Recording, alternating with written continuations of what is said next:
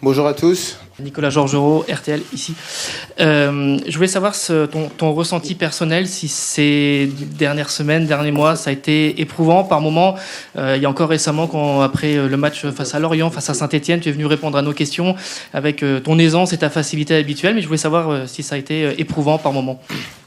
Non, c'est vrai que c'est l'avantage, c'est qu'il y avait une saison. Donc il y avait des objectifs auxquels on devait répondre, auxquels on était amené à répondre aussi. On a réussi à gagner le titre. Mais bien sûr que ça pèse, parce que c'était une décision difficile. Mais j'ai toujours voulu me réfugier dans mon football, parce que c'est là où je suis bon, c'est ce que je sais faire. Et après, je savais qu'on allait être amené à parler de ça. Je voulais prendre le temps aussi de faire le meilleur choix possible, mon choix. Et j'avais pas de problème particulier avec la pression, parce que je l'ai depuis que j'ai 14 ans, donc il n'y a pas de problème avec ça. Hugo Delon du journal L'Équipe. À quel point vous avez donné les pleins pouvoirs sportifs à Kylian Mbappé? On sait que le projet sportif est important dans la discussion que vous avez eue depuis maintenant plusieurs mois. À quel point il va avoir un droit de regard sur le recrutement, sur la nomination dans l'organigramme? Regarde, je suis très, très honnête avec vous. Le premier jour, j'ai rencontré sa famille à Kylian. On parle de football, sportif. Même qu'on a acheté à Kylian à Monaco. Ça veut dire, qu'est-ce que j'aime chez Kylian? C'est sportif, football. Si je peux intervenir, même si la question n'est pas pour moi, je reste quand même un joueur de foot. Peu importe, je suis ancré dans un collectif, peu importe, même si bien sûr il y a des statuts dans une équipe. Mais je reste quand même un joueur de foot et j'irai pas au-delà de cette fonction. Bien sûr, si on est amené à parler football, j'aime le football. Tout le monde connaît ma passion. J'aime discuter foot, parler foot. Mais j'irai jamais au-delà de ma fonction de joueur de foot. Loïc Tanzi, RMC Sport. Juste expliquer pourquoi le Paris Saint-Germain, il y a un an, vous vouliez partir pour rejoindre le Real Madrid. Qu'est-ce qui s'est passé en un an pour que finalement vous décidiez de prolonger au PSG? Tout le monde sait que l'année dernière, je voulais partir et j'avais l'intime conviction que c'était la meilleure décision possible à ce moment-là. Maintenant, les années, elles se suivent, mais elles ne se ressemblent pas. Aujourd'hui, il y avait un contexte qui était différent. Un contexte sportif, un contexte aussi, un contexte privé, un contexte aussi que j'étais libre et que, en tant que Français, et d'où mon importance que je sais dans le pays. C'est un pays dans lequel je vais vivre, dans lequel je vais vieillir. Je vais revenir ici après ma carrière. Donc quitter mon pays comme ça, voilà, par la petite porte, non, parce que je serais parti comme un grand joueur. Mais il y a ce côté aussi sentimental de se dire que c'est mon pays. Et aussi, le projet a changé. Le club a envie de changer pas mal de choses sur le plan sportif. Et donc, ça m'a donné vraiment cette envie de continuer parce que je pense que mon histoire, elle n'est pas finie ici, que ce soit sur le plan collectif et même sur le plan individuel. Je pense que mon histoire ici, elle n'est pas terminée et je pense que j'ai des beaux chapitres encore à écrire ici. Alexis Hontan de l'AFP, quel jour avez-vous pris votre décision et est-ce que vous pouvez un peu nous décrire votre annonce aux coéquipiers, mais aussi au Real Madrid aussi? J'ai pris ma décision la semaine dernière. Ça s'est terminé la semaine dernière. Je ne l'ai pas annoncé à mes coéquipiers parce que le club ne voulait pas. Il voulait garder ça secret. Il voulait vraiment que ce soit une surprise pour tout le monde. Même si il n'y avait pas beaucoup de surprises. Vous étiez pas mal renseigné à ce que je voyais.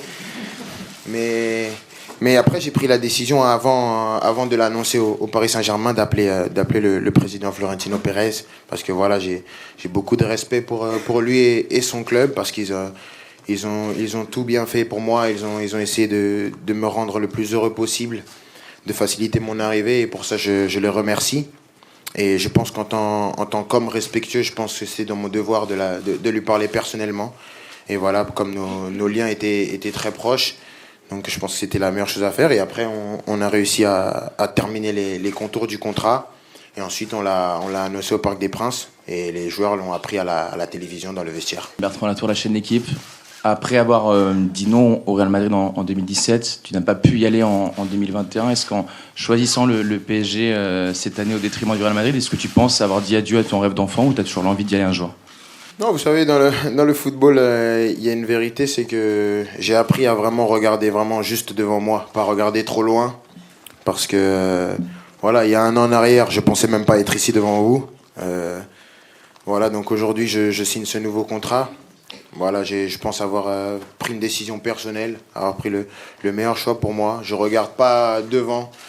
Je suis vraiment concentré sur ce nouveau contrat, m'investir pleinement sur ce nouveau projet, sur cette nouvelle ère. Et ce qui se passera dans le futur, je sais pas.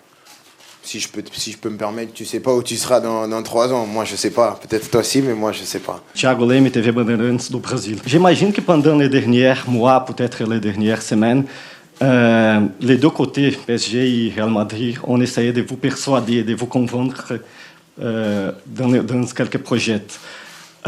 Quelle était l'importance, j'imagine que vous avez aussi beaucoup de raisons pour rester ici, quelle était l'importance, le rôle de Neymar et Messi dans ton choix? Quelle est l'importance de ta volonté de réussir avec le trio au lieu de partir après juste une saison en jouant ensemble?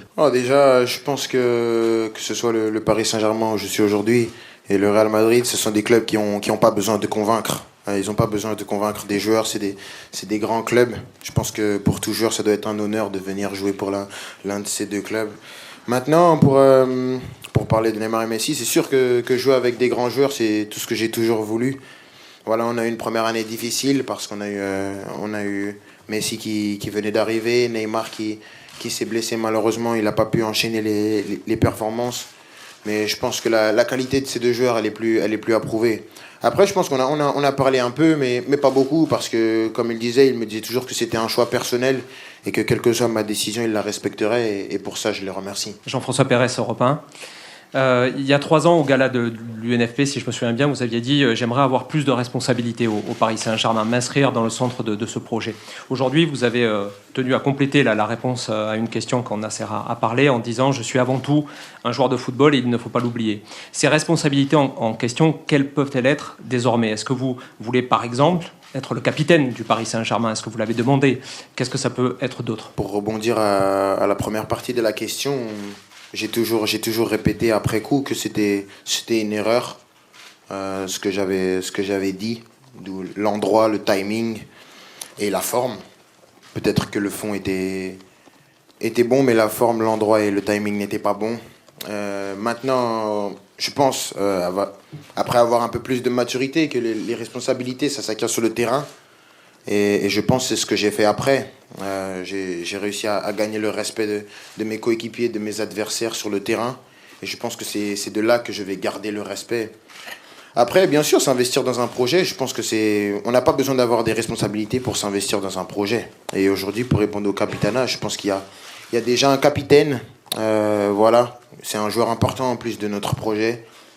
J'ai pas envie de venir lui couper la tête comme ça. Je pense que c'est important. C'est quelqu'un qui est important dans le vestiaire, un joueur important et il mérite son brassard. Il a attendu et c'est pas une priorité pour moi. J'ai pas besoin d'être capitaine pour donner mon point de vue et montrer l'exemple sur le terrain. Paolo Bolo de Journal Marca. Pour Kylian, vous imaginez, les Madridistas sont dessus.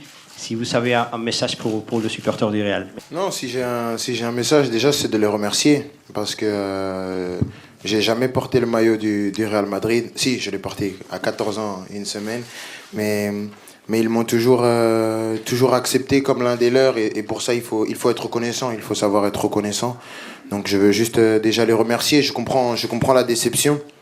Mais j'espère qu'ils comprendront le fait que j'ai choisi de rester dans mon pays parce que voilà, aujourd'hui il y a une vérité, c'est que je suis français et comme j'ai dit en tant que Français j'ai envie de continuer à encore un peu essayer de mener la France vers les sommets et d'essayer de tirer ce championnat et ce club. Titouan Laurent, Sport Business Club, en quoi l'importance de ton droit à l'image sur les contrats de sponsoring, est-ce que ça a eu une importance dans cette prolongation de contrat? Et plus globalement, ta position, ton regard sur le sponsoring sportif et l'utilisation de ton image pour les marques? Ce qui est drôle, je ne sais pas si c'est drôle pour vous aussi, c'est qu'avant ce rassemblement de mars, je crois que personne a fait ne serait-ce qu'un article, même pas une brève, sur les droits à l'image.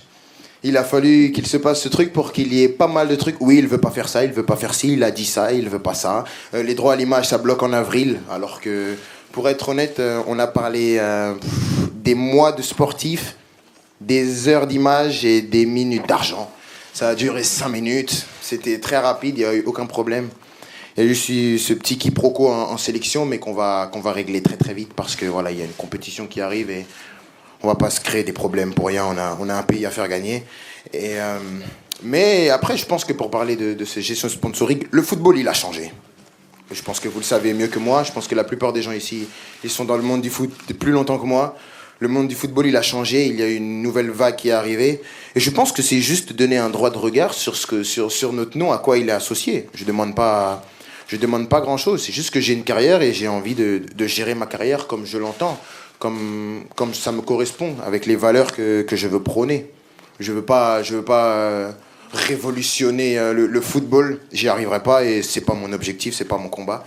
Je pense que j'ai déjà pas mal de soucis à me faire en gérant ma carrière. Je veux pas non plus toujours chercher les problèmes. Mais je pense que c'est quelque chose de simple. Mais comme j'ai dit, avant ce mois de mars, il n'y avait pas un article. Et après, tout le monde savait. Oui, il ne veut pas faire ci, il ne veut pas faire ça. Il a un problème avec lui. Il veut plus de primes que les autres joueurs de l'équipe de France. Le président a parlé aussi, non? J'ai entendu. Oui, j'ai entendu. Mais il n'y a pas de problème. On va régler ce problème rapidement et avec intelligence et respect. Merci. Merci beaucoup. Merci.